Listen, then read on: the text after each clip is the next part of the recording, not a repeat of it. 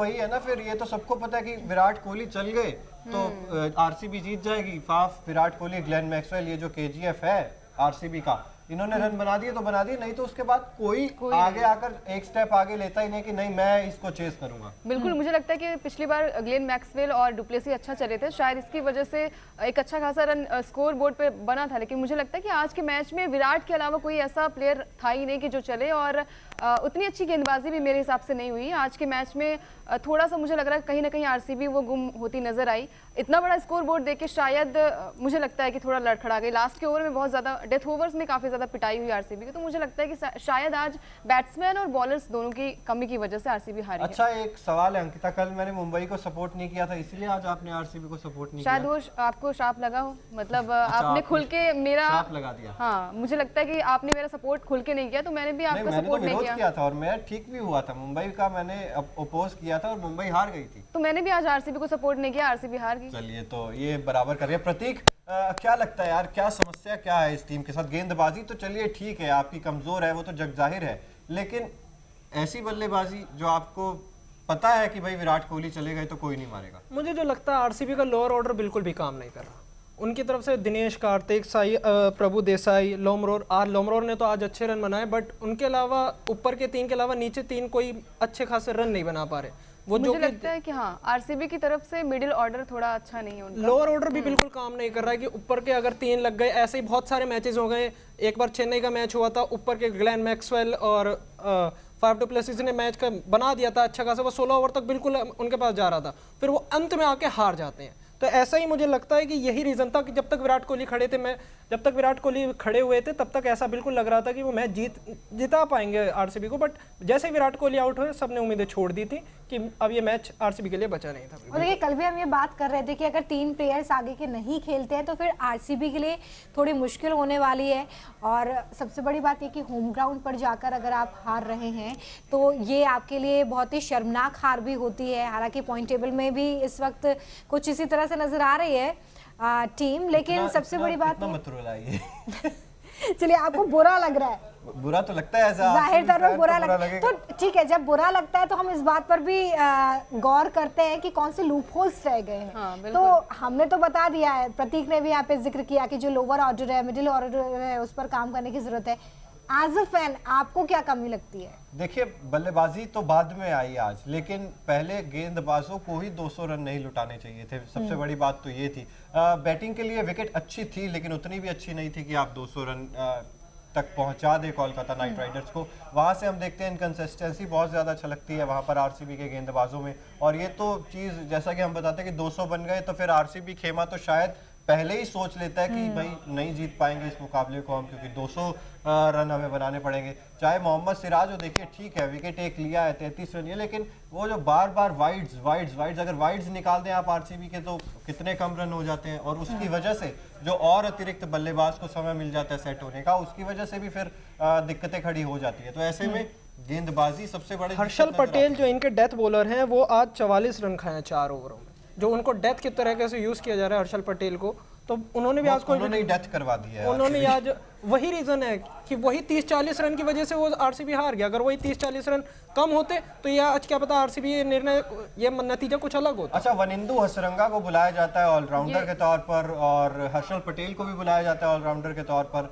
तो ये ऑलराउंडर्स हैं या ये गेंदबाज ही हैं? और गेंदबाज भी हैं तो हर्षल पटेल तो चलिए गेंदबाज भी नहीं नजर आ रहे हैं अब, और ये बल्ले से कुछ योगदान दे नहीं बिल्कुल। और मुझे लगता है कि आरसीबी जो है वो डिपेंड है 3 प्लेयर्स के ऊपर। विराट कोहली ने अगर बना दिया, डुप्लेसी ने बना दिया। आज देखिए मैक्सवेल और डुप्लेसी चले नहीं, तो मुझे लगता है कि अगर देखिए बड़े स्कोर से हारी है और आरसीबी पहले भी हार चुकी है। मुझे लगता है कि आरआर के खिलाफ कोई मैच था, उसके पहले भी 200 चेस के। तो हाँ, इतनी खुशी तो मतलब हमें नहीं 200 वाले रन से तो हारी थी। केकेआर के खिलाफ था शायद वो मैच। हाँ, रिंकू सिंह ने ही शायद वो पारी केकेआर के खिलाफ भी था और चेन्नई के खिलाफ भी था। देखिए, इससे ये बात साबित हो जाती है चिराग, जैसे कि कल हम भी डिस्कस कर रहे थे कि अगर आपका एक ऑर्डर वीक है तो आपको दूसरे ऑर्डर जो आपकी मजबूती है उसको बहुत अच्छे से पेश करना होगा। लेकिन आज आरसीबी वो भी नहीं कर पाई। जब पता है कि हमारा जो लोअर ऑर्डर है वो इतने अच्छे तरीके से परफॉर्म नहीं कर रहा है, बावजूद इसके जो टॉप ऑर्डर्स के हम बात कर रहे हैं कि 3 प्लेयर्स नहीं चल पाए,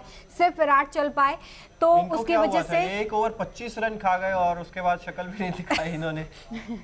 कहाँ से मतलब आप ये आप और बताइए इन्हें चिराग। बैटिंग के लिए ना वन डाउन भेजा गया था, ये आप वन डाउन भेजा गया चिराग, था। ये आप बताइए आपकी टीम के प्लेयर्स हैं ये। मैक्सवेल को वन डाउन नहीं भेजा, इन्होंने शहबाज अहमद को वन डाउन भेजा, फैफ डु प्लेसिस हाँ वही है ना कि देखिए आपको समझना पड़ेगा। देखिए इंजरी कंसर्न है, सभी टीमों के साथ है। आपके पास रजत पाटीदार नहीं है, आप कह सकते हैं, आपके पास गेंदबाजी में जोश हेजलवुड नहीं है, लेकिन इंजरी कंसर्न तो सभी टीम्स के साथ है ना। लेकिन चिराग मुझे लगता है हर बार हम बॉलर्स को इतना भी ज्यादा वो नहीं करें, क्योंकि पिछली बार हर्षल पटेल ही एक अच्छे प्लेयर के तौर पर उतरे थे और उन्होंने ही जीत दिलाई थी। आरआर के खिलाफ शायद वो मैच था। नहीं, लेकिन आपको सिर्फ एक मैच जिताने के लिए तो नहीं रखा हुआ ना। आपको कंसिस्टेंसी, आप एक हरवा सकते हो 4 जिताने के बाद, लेकिन आप 4 हराने के बाद एक उस दिन तो आपने बड़ी तारीफ की थी हर्षल पटेल की, लास्ट ओवर डेथ ओवर्स में उन्होंने अच्छा परफॉर्म किया था। मैंने तारीफ उस मैच में की थी कि आज हर्षल पटेल ने अच्छी गेंदबाजी की। अगर कल अच्छी गेंदबाजी करेंगे तो मैं यही कहूंगा कि कल अच्छी गेंदबाजी की है। अभी भी डेथ बॉलिंग मुझे नहीं लगता है कि हर्षल पटेल जो 2021 में थे वो ना 2022 में दिखे और ना 2023 में दिख रहे हैं। बिल्कुल डेथ बिल्कुल खत्म हो चुकी है आरसीबी की। और मेरा सबसे बड़ा रीजन भी है कि बहुत सारे बॉलर्स जो ऐसे हैं कि मतलब विकेट ही नहीं ले पा रहे हैं, बहुत सारे रन लीक कर रहे हैं। पहले स्टार्टिंग में थोड़ा सिराज अच्छे दिखते हैं, फिर उन्हें मिडल पे बुलाया जाता है, फिर वो वहां से रन लीक करने स्टार्ट कर जाते हैं, वाइड्स बहुत ज़्यादा डालते हैं। बिल्कुल, और वाइड्स वाली तो देखिए समस्या है ही, और ये चीज़ तो अब कंट्रोल गेंदबाजों को ही करनी पड़ेगी। और मोहम्मद सिराज की बात करें तो वो भी ऐसा लग रहा है कि उतनी ज़्यादा धार में नज़र नहीं आ रहा। और अगर मोहम्मद सिराज धार में नज़र नहीं आ रहे, अपनी लय में नज़र नहीं आ रहे हैं, तो ये तो टीम इंडिया के लिए भी तो नुकसान है ना, क्योंकि आपने वर्ल्ड टेस्ट चैंपियनशिप भी तो खेलना है इसके बाद। देखिए ये बात हम कल भी कर रहे थे कि ये टूर्नामेंट तो ठीक है, आईपीएल तो आप खेल ही रहे हैं, लेकिन इसके बाद जो टूर्नामेंट्स आपको खेलना है उसके लिए भी ये एक बड़ा क्वेश्चन मार्क है कि आपका परफॉर्मेंस यहाँ पर कैसा है। जैसे हम कल रोहित शर्मा को लेकर बात कर रहे थे कि बल्ला उनका चल नहीं रहा है, कैप्टेंसी भी वीक नज़र आ रही है, जिसकी वजह से लगातार मुंबई जो है वो हार का सामना करना पड़ रहा है उसे।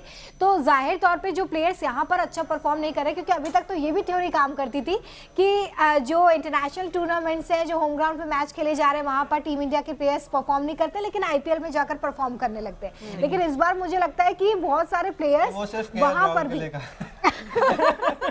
सिर्फ केएल राहुल के लिए कहा था। चलिए कुछ प्लेयर्स फिर भी अभी नजर आ रहे हैं जो परफॉर्म नहीं कर पा रहे हैं। तो बड़ा सवाल यही है कि जब आप यहाँ पर परफॉर्म नहीं कर पा रहे हो, छोटा फॉर्मेट है, आपको जल्दी खेलना है, उस फॉर्मेट में अगर आपके बल्ले से रन नहीं निकल पा रहे हैं, तो फिर बड़े फॉर्मेट्स में या इंटरनेशनल ज़मीन पर आपको जब जाकर खेलना है तो वहाँ पर आप किस तरीके से परफॉर्म करेंगे। लेकिन जाहिर तौर पर जिस तरीके का आज परफॉर्मेंस रहा है उसके बाद मंथन होगा, क्या कुछ चेंजेस भी हो सकते हैं? चेंजेस तो देखिए फोर्स्ड चेंजेस अगर कुछ होंगे तो होंगे, क्योंकि अगर जॉश हेजलवुड वापस आ जाते हैं तो उम्मीद तो थी कि आज भी आ जाएंगे, क्योंकि मैच से पहले खबर आई थी कि 100% फिट हो चुके हैं, लेकिन वो फिट नहीं है। अब फाफ डु प्लेसी पूरी तरीके से फिट नहीं है, इंजरी कंसर्न्स है, तो शायद कुछ फोर्स चेंजेस लेने दिनेश पड़ कार्तिक की सकते हैं। जगह अनुज रावत को लिया जा सकता है नहीं, अगर विकेट मुझे कीपिंग के लिए नहीं लगता विकेट कीपिंग आपकी कमजोर हो जाएगी एक तरफ से, मुझे ऐसा लगता है। और दिनेश कार्तिक वही है ना कि आप ऑल ऑफ द सडन इतने बड़े खिलाड़ी को बाहर नहीं बिठाना नहीं चाहेंगे। दिनेश कार्तिक से भी उम्मीदें जता रहे थे, मतलब एक्सपीरियंस आप शायद उस तरीके से कम नहीं करना चाहेंगे। पिछले आईपीएल में परफॉर्म अच्छा किया था दिनेश कार्तिक ने, इस आईपीएल में अभी बल्ला ही नहीं चल रहा है उनका, मतलब एक अच्छी पारी देखने की उम्मीद है। आप मतलब कि टीम से बाहर नहीं करना चाहेंगे? बिल्कुल मुझे नहीं लगता है कि तो फिर क्या दिनेश कार्तिक का लास्ट आईपीएल हो सकता है? हाँ, दिनेश कार्तिक का ये लास्ट आईपीएल जरूर हो सकता है। वो इसीलिए क्योंकि उम्र हो चुकी है, अब लग रहा है भाई कि धीरे धीरे वो जो डिप हो रहा है उनका प्रदर्शन, तो इस वजह से मुझे लग रहा है कि दिनेश कार्तिक का ये आखिरी आईपीएल हो सकता है। और लेकिन चेंजेस कुछ अगर होते हैं तो मुझे लगता है कि सिर्फ जॉश हेजलवुड के आने से एक वो चेंज हो सकता है, बाकी मुझे नहीं लगता कि कोई चेंज यहाँ पर जरूरत लेकिन इतना नहीं है, लंबा क्योंकि आपके टूर्नामेंट players तो हैं। कैसे खेलेंगे अगर चेंजेस नहीं करते या फिर मंथन नहीं करते हैं, परफॉर्मेंस में कोई भी अप एंड डाउन नहीं देखने के लिए मिलता है, तो कैसे आगे के मैचेस में सरवाइव कर पाएगी आरसीबी? नहीं, उनके पास ऑप्शंस भी इतने ज्यादा हैं नहीं आपके पास। जैसा कि अभी प्रतीक ने बताया कि अनुज रावत है आपके पास, ठीक है, एक आध मैच शायद उनको खिलाया भी था, सब्स्टिट्यूट के तौर पे खिलाया था। जब माफ कीजिएगा, जब फाफ डु प्लेसी फिट थे, जब फील्डिंग कर रहे थे, तब अनुज रावत को सब्स्टिट्यूट करके आप लेकर लोअर ऑर्डर में बैटिंग कराते थे। हाँ, और ऐसा भी कुछ याद आ रहा है शायद पहली गेंद पे एक बार आउट भी हो गए थे। तो मतलब ठीक है, आपके पास जो खिलाड़ी है वो ऐसा नहीं है कि छोटे खिलाड़ी हैं या नहीं कर सकते। यहाँ पर दिक्कत यह है कि आपको एक स्टेप आगे आना पड़ेगा कि भाई हम भी इस टारगेट को चेस कर सकते हैं। क्या विराट कोहली के आउट होने के बाद आपको लगा कि कोई कोशिश कर रहा था कि भाई मुझे इस मैच को नहीं, पहले मुझे बिल्कुल नहीं लगा कि जैसे वो स्पिनर्स को सिंगल्स ले रहे थे, अप्रोच ही नहीं थी उस टारगेट के पास पहुंचने तक की। कि वरुण चक्रवर्ती हुए, सुयश शर्मा के ओवर्स मैंने खुद देखे कि वो सिंगल डबल्स, अप्रोच ही नहीं थी कि हिटिंग करने की, कि टारगेट के पास तक पहुंचा जाए। फिर जैसे ही जैसे ओवर्स निकलते रहे बढ़ता रहा, जैसे ही प्रेशर बढ़ता रहा वैसे ही विकेट्स लीक होने लगे। एंड में आते आते 2 ओवर में कुछ 3 ओवर में 48 रन चाहिए थे। फिर उसके बाद एक और ऐसा ओवर आया कि अंद्रे रसल ने डाला, फिर उसके बाद लगभग पूरा मैच खत्म हो गया था। दिनेश कार्तिक आउट हुए, उसके बाद सारा मैच खत्म हो गया था। बिल्कुल। और क्या लगता है अंकिता, क्या मंथन करने की ज़रूरत है हमारी टीम को, आरसीबी को?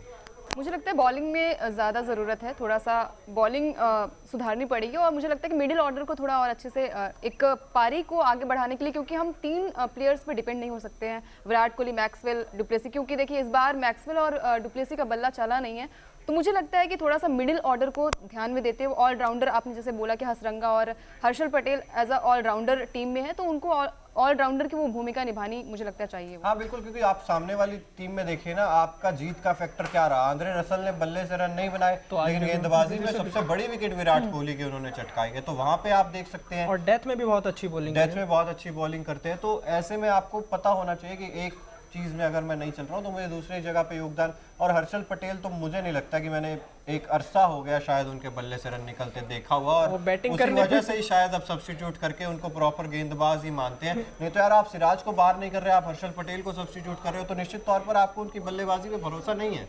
बिल्कुल भी नहीं है। अब हर्षल पटेल ने आज पूरे 4 ओवर में 44 रन गए, और इस आईपीएल में बिल्कुल दिखा ही नहीं कि कोई लय में बॉलिंग कर रहे हैं। डेथ के लिए उनके यॉर्कर्स अच्छे एक्यूरेट नहीं पड़ रही, वाइड ज़्यादा डाल रहे हैं, नो बॉल्स ज़्यादा डाल रहे हैं।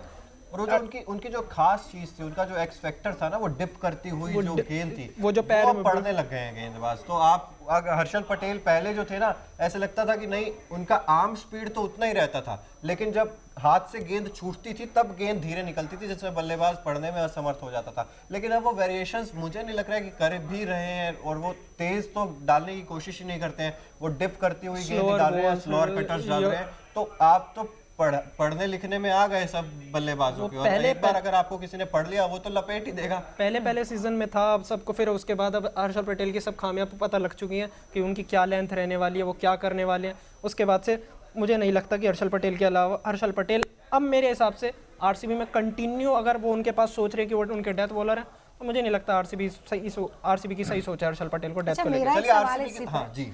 मेरा जैसे कि आप लोगों ने भी डिस्कस किया कि अब लेंथ या जो खेलने का पैटर्न है वो प्लेयर्स का पता होता है। देखिए अब इतने प्लेयर्स हैं जो आईपीएल को कई मैचेस में एक साथ खेल चुके हैं, कई टीमों में एक साथ खेलते हैं। उससे पहले अगर इंडियन प्लेयर्स की बात करें तो पता है कि रोहित शर्मा का खेलने का स्टाइल क्या है, या गेंदबाज जो है वो किस तरह की गेंद डालेगा। तो कई बार क्या ये फैक्टर भी एक प्रेशर क्रिएट कर देता है प्लेयर के ऊपर, या तो वो बॉलर हो या तो वो बैट्समैन हो, कि हमें पता है कि सामने वाला किस तरीके से गेंद डाले वाला। कई बार वो इससे कोप अप कर जाते हैं, कई बार नहीं कर पाते। तो क्या ये भी एक प्रेशर क्रिएट करता है? बिल्कुल। देखिए ये तो